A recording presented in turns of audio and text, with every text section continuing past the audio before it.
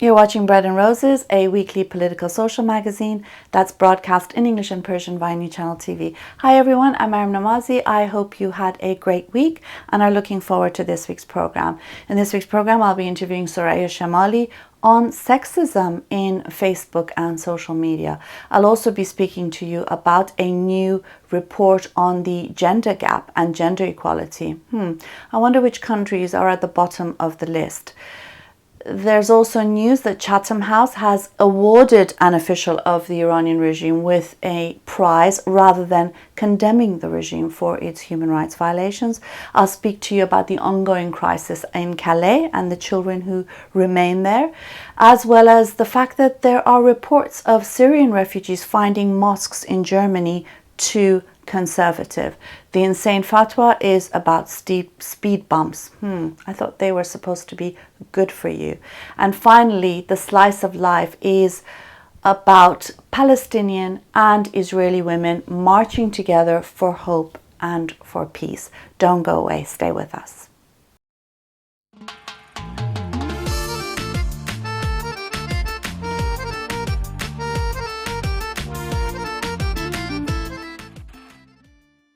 The World Economic Forum has issued its annual report on the gender gap, and it looks at several areas in which there are gender disparities and inequalities between men and women. It includes in the area of health, the educational system, political empowerment, and in economic activity. And I know you're really waiting to hear which countries are at the bottom of this list. And of course, Iran is one of them, as is Saudi Arabia, and unsurprisingly, countries where Islamism has a role to play in the state or as a political movement. And so we're seeing very clearly this gap exists. It's not surprising, it's not shocking, of course. And again, it goes back to something we've said very often on the program, which is that when you mix religion with the state, with the educational system, with the judicial system, women lose. Everyone loses. Everyone loses, but in particular, women lose. And this is very clearly seen when you look at the gender gap issue across the board as well. Now, given the fact that it's such a bad situation in countries like Iran for women's rights, in particular for human rights, it's astonishing and shocking and scandalous actually that Chatham House has awarded Zarif and Kerry a prize for their agreement on the nuclear issue, whereas in fact they should be condemning the regime for its continued human rights violations, the ongoing executions, the long-term prison sentences against dual nationals in Iran, and the increase in executions, the fact that you have horrendously discriminatory laws, brutal laws, barbaric laws really, against being used against the population there. The fact that this regime has been responsible for the slaughter of an entire generation. Now, Chatham House considers itself a think tank. I would suggest that there's very little thinking going on and a lot more a rush to defend a regime, and they've got their dollar signs coming up. Yes, they can invest, they can make money and profit off of the misery of the people of Iran. It's shameful. Now, going on to the situation of the refugees in Calais. As we know, the French government is destroying that camp. It is called a jungle. The situation there is horrendous. Some have been taken to shelters where they are getting some sort of support and help. However, there are still over 1,000 children up to the age of 17 and below who are in this camp. They're not getting the support that they need. The British government needs to do its share and bring some of these young children to Britain. France needs to take care of the rest. They are children, for goodness sakes. They need to be supported and defended, as do adult men and women as well. Asylum, having protection is a basic human right, full stop. And finally, I don't know if you saw the news of Syrian refugees who have come to Germany who have raised concerns about how conservative and so-called fundamentalist the mosques in Germany are. They're talking about going to these mosques and being told that they need to grow beards, and how frightening it is for many of these refugees that the mosques in Germany are more conservative than the mosques back home, and that the Islamists that they are meeting at these mosques remind them of the Islamist gangs that they fled from. Very scary stuff indeed, and it shows how much this movement is an international movement and how much resistance against it is also so very international. Stay with us.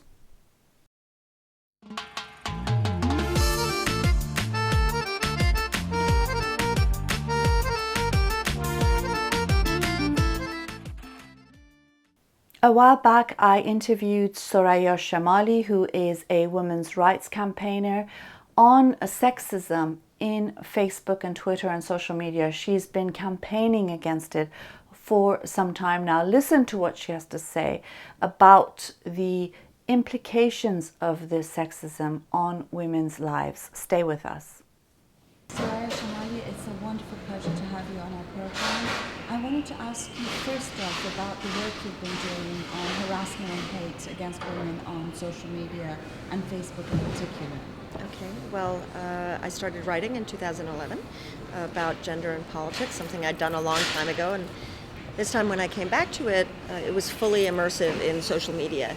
And what almost immediately began to happen was people registered their objections, but very often with gendered slurs, threats of rape or death, very violent imagery. And the more I spoke to women who were doing this kind of work, the more common I came to realize this was.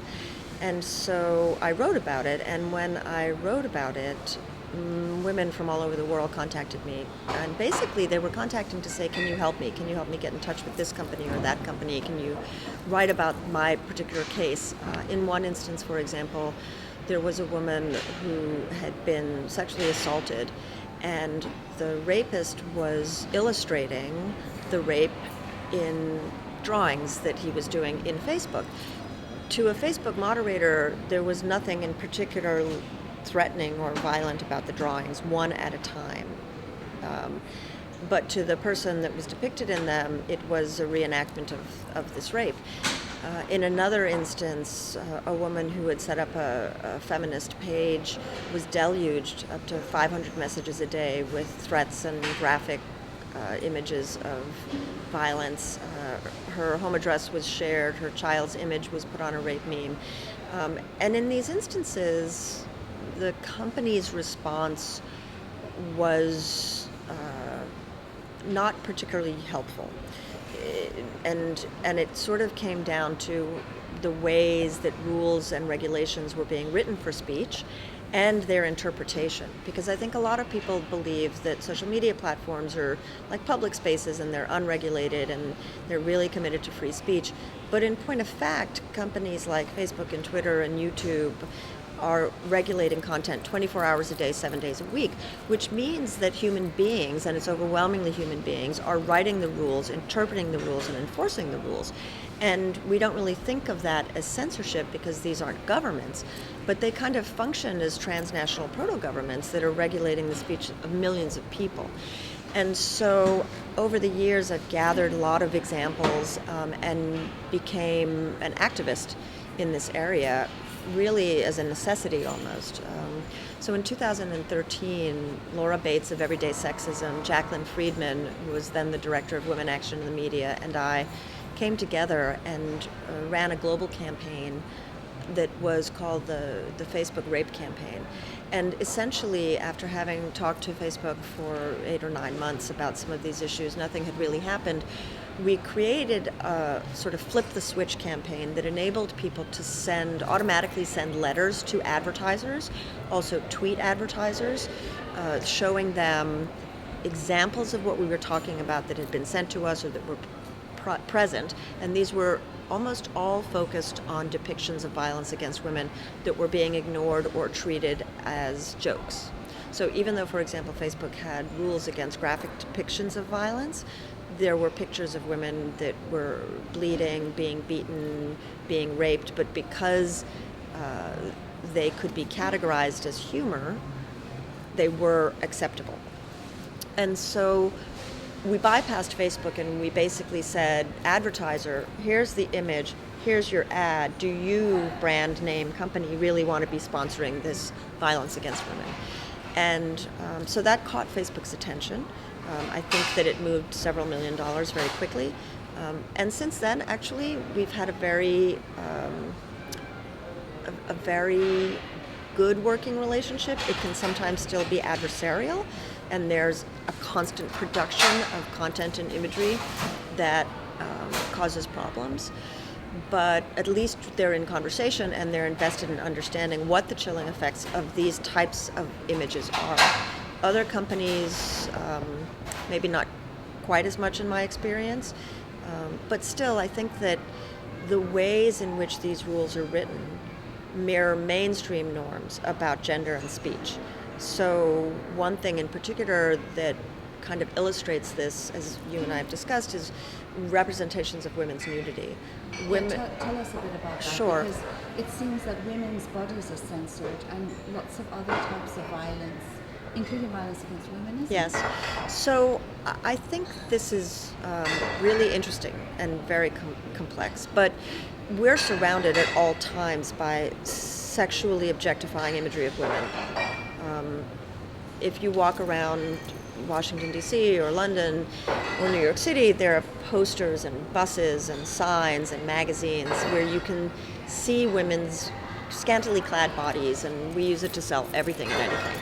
So when you go online, obviously there's the whole world of pornography, which we'll set aside for the time being. And pornography, for example, is not allowable, technically speaking, on a platform like Facebook, which bars pornography, but Facebook conflates women's toplessness, all of it, with obscenity, which is highly problematic.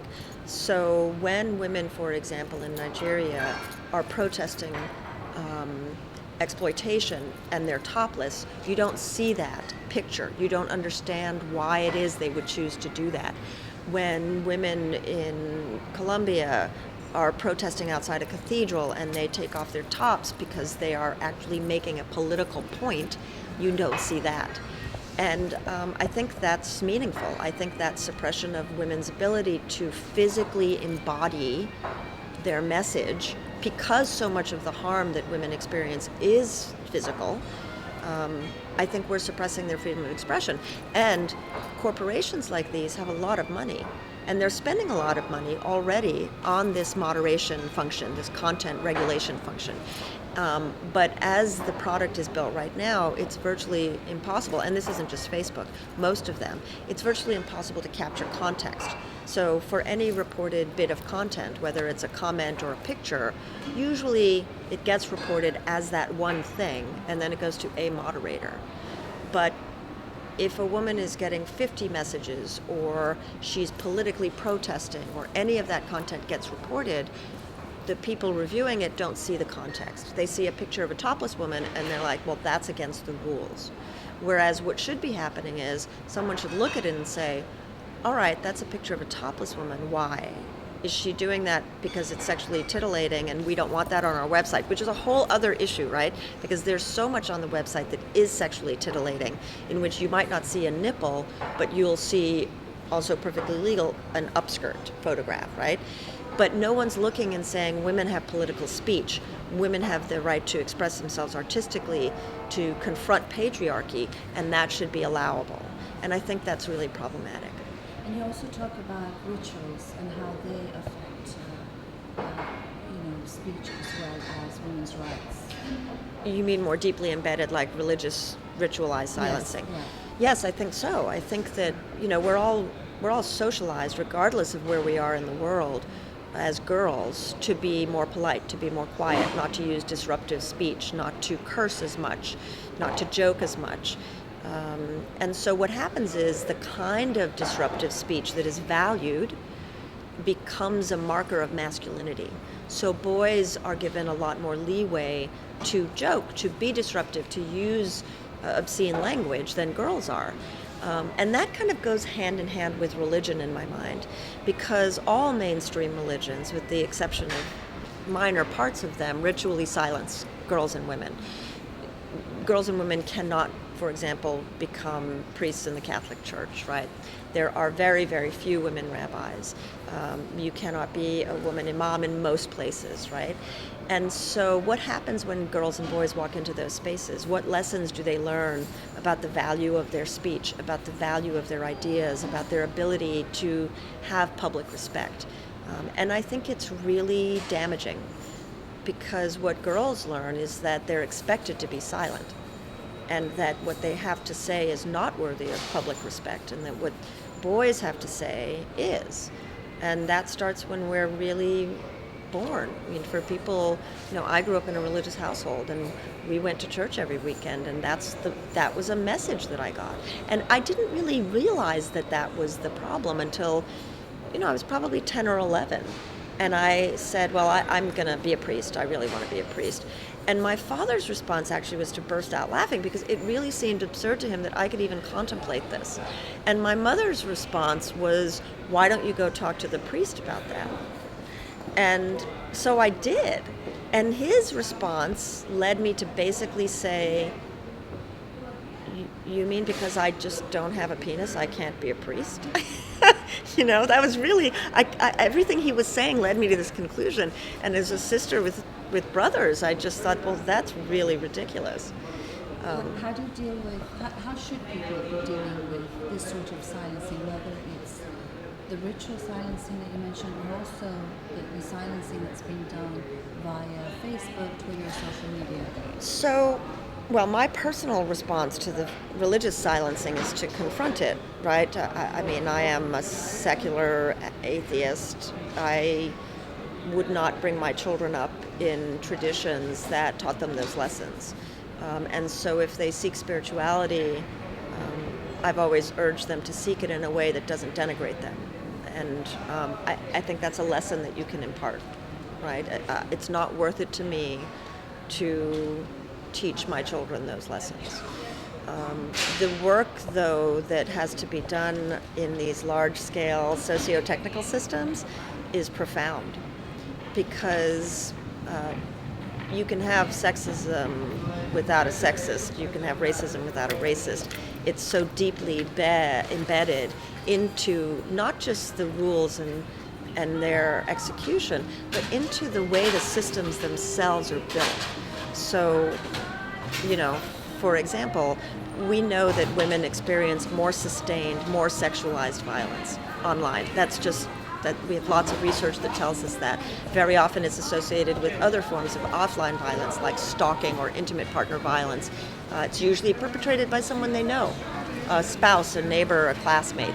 That's very different from what men experience. Men experience a lot more stranger abuse and a lot more sort of single incidents of name calling or shaming. So if you think about that, and then you think of the way these systems are built. So if you, for example, are in Facebook and someone is threatening you and they're peppering your whole Facebook page with abusive content, you have to report each and every one of those separately, which is frankly calibrated to the way men experience harassment. An incident, right? But for a woman who's being barraged or is being harassed over weeks and months, there's no way to say, listen, it's not just the comment, it's the intensity of this experience, it's the fact that I can't go anywhere because it's happening cross-platform, right? That's a very different thing. What would it mean to have products that were built that centered women and their experiences in the building of the product itself? What if a product had been built that actually allowed you to report context or report the multiple things all at once? But that's not the way these were built. And I think that that's because they're deeply tied to male experiences. Thank you very much. Yes, thank you for having me. I hope you enjoyed the interview with Soraya Shamali. I think she raises some really important points.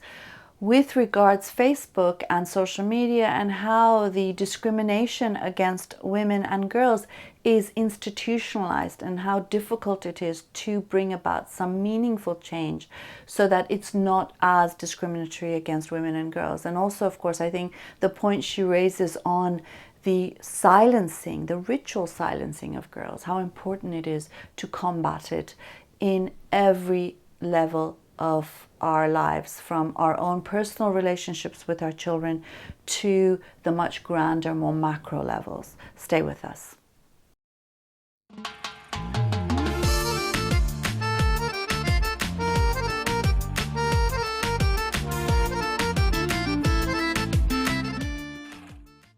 The Indonesian Ulama Council, they have issued a fatwa against speed bumps. Now, I know you're scratching your head, as was I when I read about it. You won't for long, because the reasoning is absolutely brilliant and you'll wish you had come up with that reasoning yourself. But they've, the rest of us normal people that haven't spent too much time reading one book over and over and over and over again, we are under the impression, based on statistics and facts, that speed bumps help save lives because they slow down traffic, and they're known to have saved lives, but not for the Indonesian Ulama Council. And the reason, of course, is very clear. And had you read the same book over and over and over again for decades, you might have come to this brilliant reasoning as well, which is, during the Prophet's time, if there was a rock or a stone or a log on the road, it was an obstruction. It had to be removed. The Prophet wanted it removed. And therefore, speed bumps are the same. They need to be removed. The logic, the brilliance of it. Honestly, no wonder we normal people who don't read the same book over and over and over and over again cannot come up with this. You need to be insane to issue insane fatwas.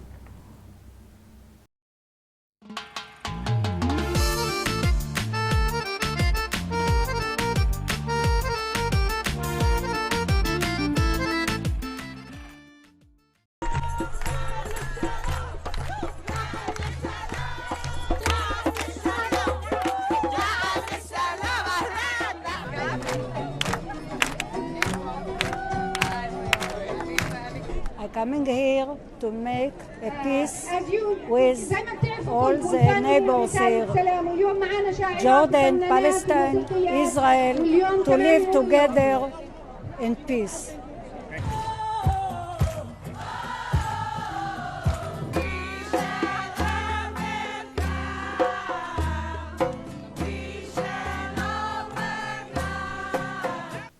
The slice of life this week is from the women of Israel and Palestine, who have come together in their thousands to march to various cities in Jerusalem, in Jericho, in support of hope and in support of peace. Now, it is a sight to be seen when you see these protests and rallies and this march, this unending march of women who have stood together, who are standing together for an end to the violence and for the future of their children.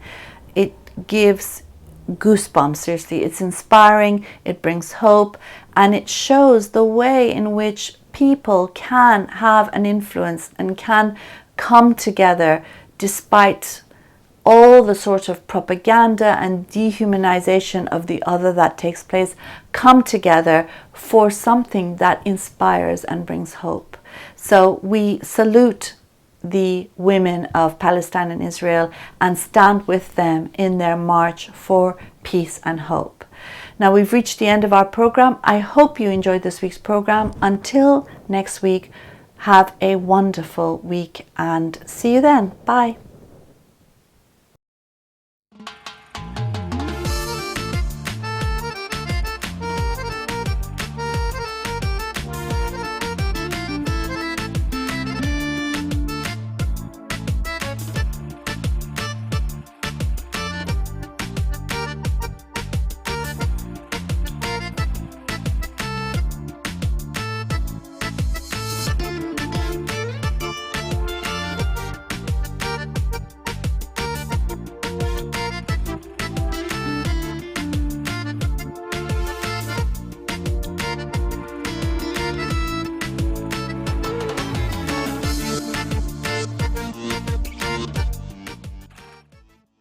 Hi, I'm Maryam Namazie. And I'm Faribos Puya.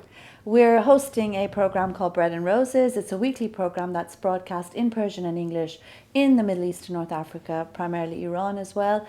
And it's also shown on YouTube internationally. And we've been doing this since last May. We're coming up to our year's anniversary, and we've had quite a lot of fun making these videos. We discuss taboo-breaking, free-thinking ideas. The Islamic regime of Iran has called us immoral and corrupt. And that's why you need to support us. We are the alternative voice in Middle East and North Africa. Of corruption and immorality. So do support us. Here's a short video from Patreon that explains how you can help us with even just $1 a week. That's nothing. Support us. Patreon lets fans become patrons of their favorite artists and content creators. It's different than Kickstarter because it's not about one big project that requires lots of funding. It's more for bloggers or YouTubers or webcomics, anyone who creates on a regular basis. Here's how it works. When you become a patron, you're agreeing to give an artist a tip of an amount you set every time they release a piece of content, whether it's a new song, a video, or a recipe. You can set a monthly maximum to make sure that you're always within your budget. Choose an amount, enter your payment information, and you're done. Becoming a patron allows you to view and post in the artist's stream, and in exchange for your support, artists offer additional patron packages, which might include monthly Google Hangouts, music production tutorials, pre-sale concert tickets, or anything they can offer as a way to say thanks. Patreon, empowering a new generation of content creators.